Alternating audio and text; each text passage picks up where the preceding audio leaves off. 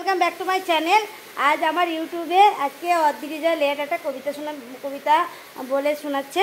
আর কবিতাটির নাম আর তার বাড়ি কেমন, সে আমার কাছে কেমন ভিডিও করে সেগুলো জেনে নাও।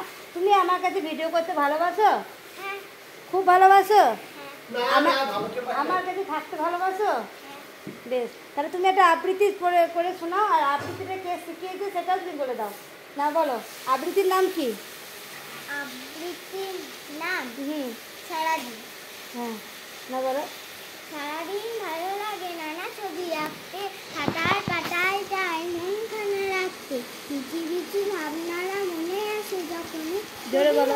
খাতাটায় রয়ে যায় তখনই। এই আবৃত্তিটা তোমাকে কে শিখিয়েছে? এই আবৃত্তিটা বই শিখিয়েছি। আর তোমার বাড়ি কোথায়?